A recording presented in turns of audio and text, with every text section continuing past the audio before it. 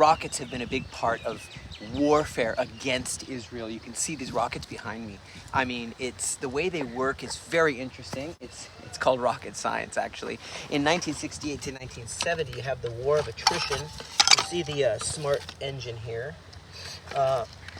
And that guides it. It's called the warhead, and so you have these rockets shot by Egypt on Israel. 1980s, you had all kinds of Palestinian attacker militant groups using technology, making these types. You can see the guidance systems here. You have the Intifada in 2000. So many rockets, 2000s till 2005 or something. Homemade Qassam rockets. And you just see how these weapons of warfare continue to hit us. You have in 2006 the Second Lebanon War, Hezbollah. There's a type of Hezbollah, more type of. So these are smaller missiles. And so you have, of course, in Operation Cast Lead, 2008, Pillar of Defense in 2012, Protective Edge 2014. All of that was rockets. Another warhead. Don't worry, it won't blow up on me. You can see this is how some of these look. And you have, of course, all the way till the Swords of Iron. Protective Edge 2014, Swords of Iron. It's been constant missiles attacking us.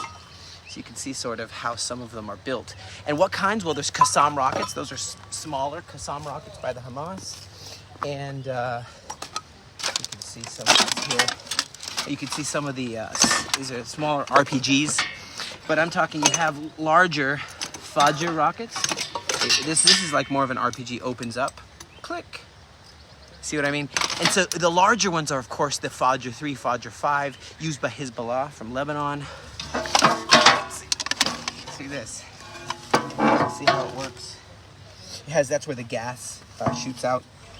Here you have the burn. Okay, and so you have the Zelzal 2, Iranian produced, that can fly 75 kilometers. The Zelzal 1, Zelzal 2. You have the Shahab rocket, and of course there's Korean designs, North Korea. You can see the warhead here, and so you can see how it burns. And so there's one. You can see it blew up here. But my point is, you have Scud missiles like Iraq used, the Badr 1, the ones that the Yemen shoots against us. There's so many. These are enemy vests. The Fateh, the Zulfhagar rockets. So this is what we do in Yahalom. You can see this is a Shawaz, an exploded Shawaz bomb. Not the coffee cups, but exploded Shawaz. And Kalashnikov rifles. See this one here? My point is, there's been so much jihad with rockets on us. Here's some more. You can see how heavy this warhead is.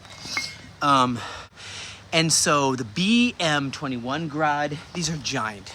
They're huge. Used from the Soviets, and it's all here. The Qassam rockets, Qassam 1, Qassam 2, Qassam 3, Katyushas, the Grad P, M75 rockets. There's another exploded enemy. So now you can see how it opens.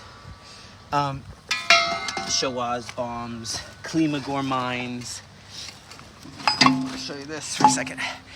The Badr rockets. So now the thing is these, there's more accurate, there's less accurate, but Israel's been dealing with this stuff for a long time. In the biblical time, you had the Canaanites. Okay, Canaanites were using bronze weapons, bronze spears and javelins. You find that in 1 Samuel chapter 17, verse 7. And Goliath, we just destroyed the Goliath tower in Gaza. Okay, so you had Goliath, was this big man. He was using a bronze weapon with a big, like a weaver's rod. 1 Samuel 17, verse 7. With bronze armor. But later, you have a time of swords of iron. The Iron Age came in, the Philistines started making these foundries and started making weapons that were more dangerous and bigger, okay? Like this. Anyway, my point is an exploded. The point is you have then bows and arrows. You find that in Judges 4, verse 3. Swords of iron, and you have iron chariots, and that was a big thing for Israel. Said, wow, they have iron chariots, amazing, iron chariots. bows and arrows, long range, and archers. It was everything was run by archers or slings. Remember, David had a victory, 1 Samuel 17, with a sling. But you would have daggers. You had the Sicarii rebels, the Galilean zealots, Ehud against King Eglon. And it went over, but let me just tell you, it won't always be this way. Jeremiah 30 says there's coming a day where I'm going to bring back the captivity, bring back the exiles of Israel, bring them back to the land I promised their ancestors, says the Lord.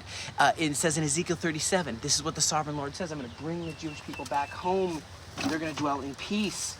We won't have to deal with all this, okay? I'll make them one nation on the mountains of Israel. Amos chapter 9, verse 14. I'll bring my people back from exile. They're going to plant vineyards.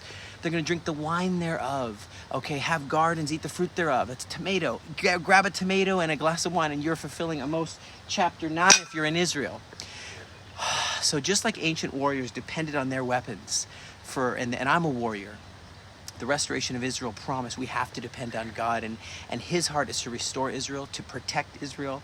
He never slumbers nor sleeps, that watches over Israel. And I want you to just go to Zechariah 8. This is what he says: I'll save my people from all these countries. I'll bring them back, and I will be faithful to them and righteous to them as their God. So that's my encouragement as I'm here in the midst of these very, very intense times. You remember what happened to the Druze community just now in Majd el-Shams, and my heart goes out to them. The Druze community is right now on a very huge tipping point, and there's 200,000 of them in Lebanon. Let's stand together with the Druze people, and let's believe for that future together in this promised land.